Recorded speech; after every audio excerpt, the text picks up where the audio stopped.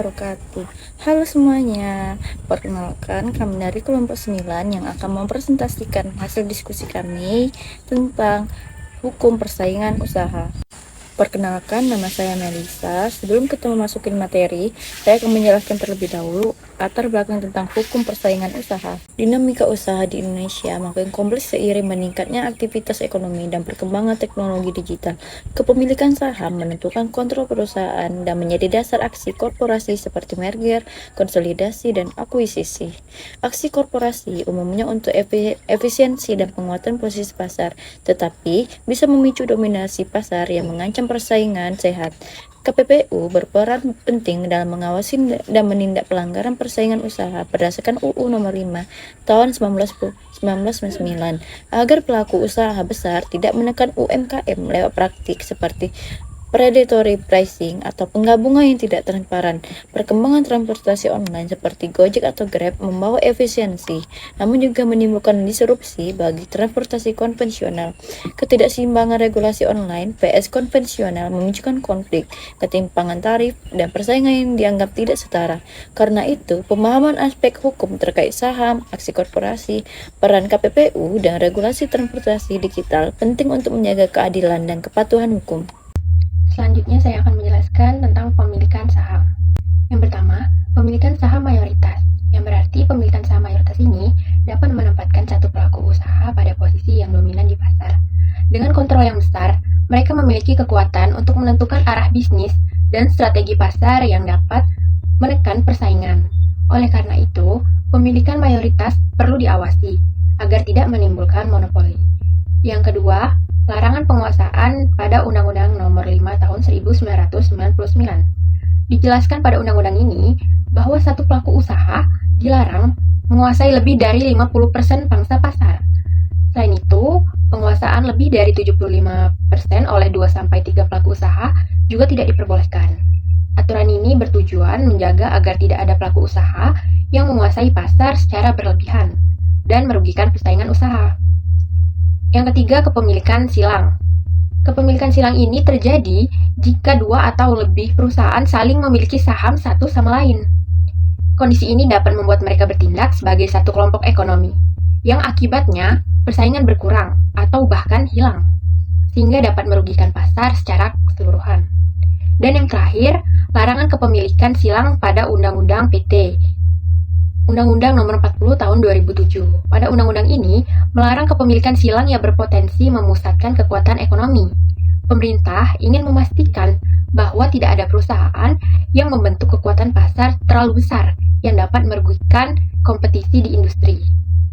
Selanjutnya saya akan menjelaskan penggabungan, peleburan, dan pengambil alihan. Yang pertama, pengambil alihan dan struktur pasar. Pada proses pengambil alihan perusahaan ini, pelaku usaha harus memperhatikan kondisi dan juga struktur pasar. Hal ini untuk menghindari situasi di mana satu pelaku usaha menjadi dominan karena akuisisi tersebut, yang bisa menyebabkan persaingan usaha menjadi tidak sehat. Yang kedua, yakni kewajiban pelaporan ke KPPU. Tindakan korporasi seperti merger, konsolidasi, dan akuisisi dengan nilai tertentu wajib dilaporkan kepada KPPU dalam waktu maksimal 30 hari setelah transaksi dilakukan. Tujuannya ialah untuk memastikan tidak ada pelanggaran terhadap aturan persaingan usaha. Yang ketiga yakni larangan praktik monopoli. Aksi penggabungan usaha dilarang apabila hasilnya dapat menciptakan monopoli atau memperburuk persaingan usaha. Pemerintah mengawasi agar merger tidak menjadi alat untuk menguasai atau menyingkirkan pesaing. Dan yang terakhir, tujuan positif merger dan akuisisi. Pada dasarnya, merger dan akuisisi serta konsolidasi itu bertujuan untuk memperkuat perusahaan dan meningkatkan efisiensi operasional. Jika dilakukan dengan tujuan yang benar, proses ini dapat meningkatkan daya saing perusahaan serta memberikan manfaat bagi ekonomi secara luas. Selanjutnya ada wewenang KPPU. Yang pertama, memanggil saksi ahli dan meminta dokumen terkait. KPPU berwenang untuk memanggil berbagai pihak termasuk saksi, ahli maupun pelaku usaha, serta meminta dokumen yang relevan. Tujuannya adalah untuk memperoleh bukti yang dibutuhkan dalam pemeriksaan kasus persaingan usaha. Yang kedua ada menerima laporan dugaan praktik monopoli. KPPU menjadi lembaga tempat masyarakat atau pelaku usaha melaporkan dugaan praktik monopoli, kartel, atau persaingan tidak sehat. Jadi, proses penegakan hukum persaingan bisa dimulai dari laporan publik. Yang ketiga, melakukan penelitian, penyelidikan, dan pemeriksaan. Setelah menerima laporan, KPPU dapat melakukan penelitian awal, penyelidikan mendalam, hingga pemeriksaan resmi. Ini dilakukan untuk memastikan apakah benar ada pelanggaran terhadap Undang-Undang Nomor 5 Tahun 1999. Yang keempat, menetapkan apakah ada kerugian masyarakat atau pelaku usaha.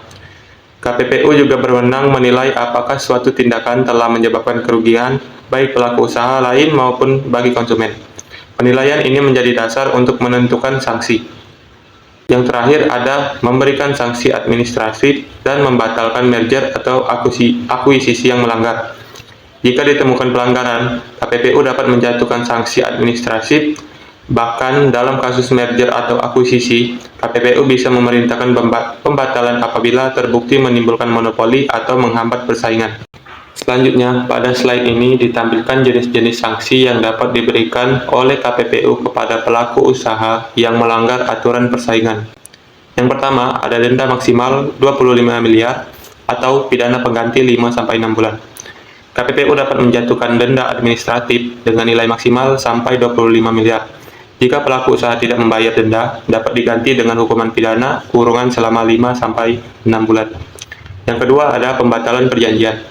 Jika suatu perjanjian antar pelaku usaha terbukti menyebabkan praktik monopoli atau kartel, KPPU dapat menyatakan perjanjian tersebut tidak sah dan wajib dibatalkan. Yang ketiga, perintah penghentian integrasi vertikal. Integrasi vertikal adalah kerjasama antar perusahaan di rantai produksi yang berbeda. Jika integrasi ini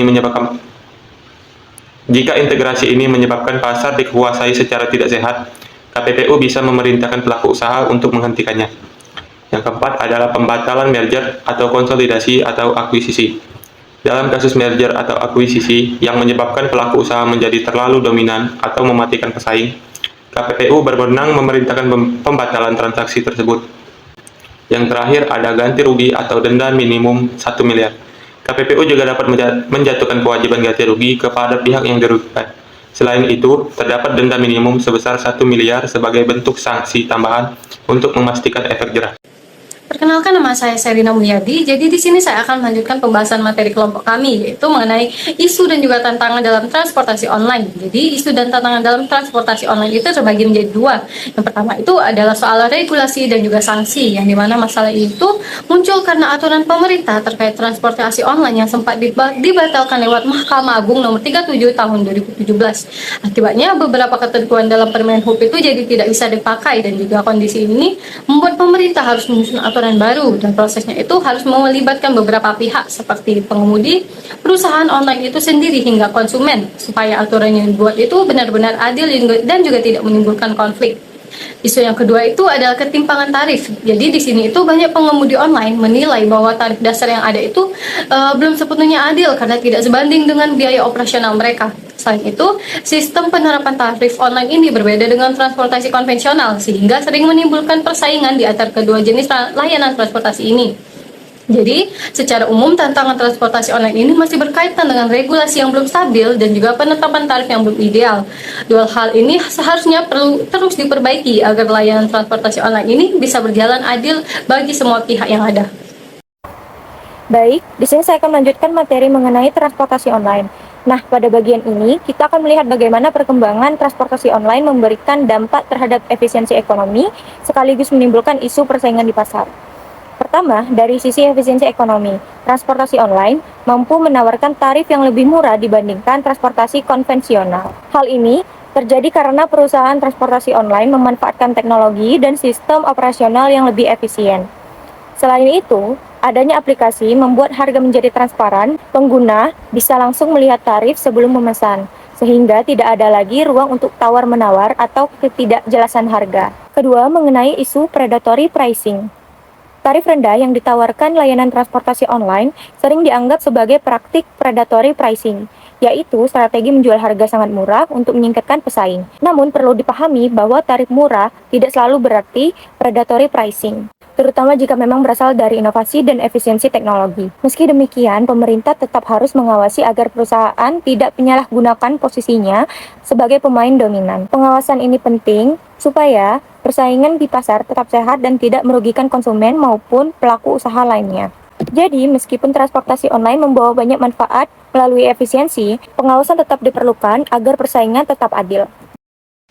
Oke, baiklah. Saya akan melanjutkan kesimpulan dari materi-materi yang telah teman saya berikan sebelumnya.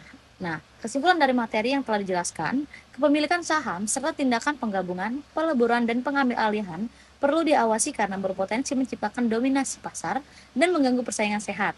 Nah, KPPU berperan penting nih memastikan setiap kegiatan usaha berjalan sesuai hukum, termasuk melalui pengawasan dan pemberian sanksi bagi pelaku usaha yang melanggar. Nah, perkembangan transportasi online menunjukkan juga bahwa inovasi dapat membawa efisiensi, namun juga menimbulkan ketimpangan regulasi dan potensi persaingan tidak seimbang dengan transportasi konvensional.